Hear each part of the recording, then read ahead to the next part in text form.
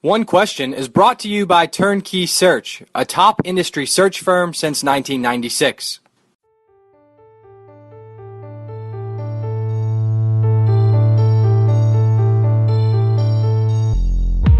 Greetings, this is Tai Brown here at the 2017 NACDA Convention. I'm sitting down with Frazier. Sean is currently the athletics director at Northern Illinois University. Thanks for joining us, Sean. I appreciate that. Thank you, man. Now, Sean, quick here.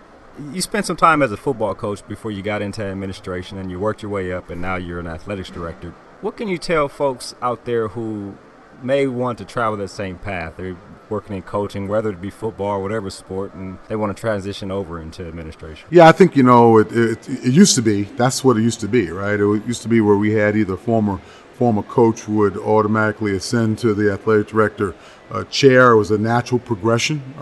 So you're right, I'm kind of a dying breed. I don't know if I like that or not. It depends on what happens with our business. But I think the key advice I would say to coaches that want to make that transition is to really know the business side of things.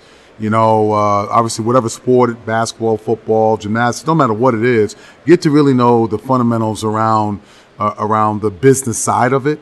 Understand the corporate sponsorship, fundraising, personnel issues, compliance. It's a mini athletic department within the sport itself that it's just more complex obviously at the departmental level, but by being a coach and knowing how things run behind the house, managing budgets and the like, it gives you a good background to understand in managing people, personnel, issues, complex issues that come up. How do you do that? Making sure your head coach knows. If you're a head coach, you make sure that you are not delegating these responsibilities, that you're taking an active role in these responsibilities. That's what helped me. And my passion would always to be in college athletics. If you would ask me if I was a coach if I thought I was going to be an AD, no. The answer was absolutely not. I thought those tasks were trivial. I thought those tasks were not the way I wanted to spend my day. But as I got older and I saw that I could impact the change, that's what gave me more of a passion behind it. How did you let your head coach know, but then also those in administration, that you wanted to work in administration? It was different for me. I think the best way to answer that is that as I was going through the process of coaching, I wanted more. Obviously, my track was to be a head coach. I was never a head coach. I was an assistant coach.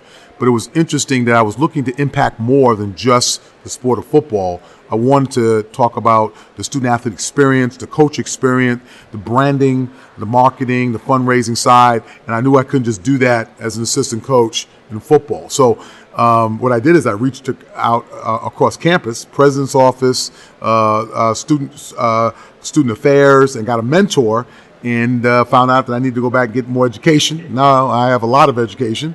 And in that educational process, I got to see that I was really, I really had this passion, and it helped me to be able to take it to the next level. Right. And then, I know you served under some great mentors. You worked for Coach Alvarez up there for a long time, and I think that probably helped you too in terms of somebody who understands the background you were coming from and where you wanted to go. There's no question. Coach Alvarez is just fantastic. There's so many different levels. The success that Wisconsin's had, success as a coach. He used the principles around his coaching to run the department up there. That's why it runs like a clock. He surrounds himself with great people, great talent. He lets them do their job. He adds his level of experience. He comes from a coaching background, obviously a player background. And, you got to love the guy. He is passionate on every level. I love him and his beautiful wife, Cindy. We get along on a regular basis, but he's the epitome of success. He personifies that. And he makes sure you understand that speak from experience, do by experience. You always used to say to me, he said, Frazier, you said, you went to handling school, handle it. And he's right. He's right on that. So, but to have a mentor like that is iconic, and he's iconic, and he's just done a fantastic job. Well, and I'll end with this. When you saw me and I was young, back when I was working for AFCA, you grabbed me up and said, hey, Ty, let me know if I can ever help you. So I'm pretty sure you're what we call in the coaching world putting it back in the bucket in terms of mentors and mentoring people and sending them out into the world. So I appreciate it. Yeah, I appreciate it. It's always about throwing the rope back over the fence. Yes, sir. That's very important. God bless you for doing it. Yes, sir. Thank you very much for joining us, Sean, and good luck to you in the future. Thank you, man. This is Tai Brown signing off.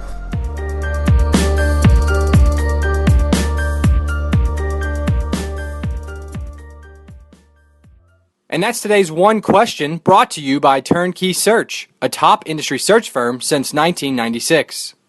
One Question is designed to give D1 Ticker subscribers valuable insights on how executive leaders in college athletics think about key issues on their respective campuses, in their departments, or within their leagues and conferences.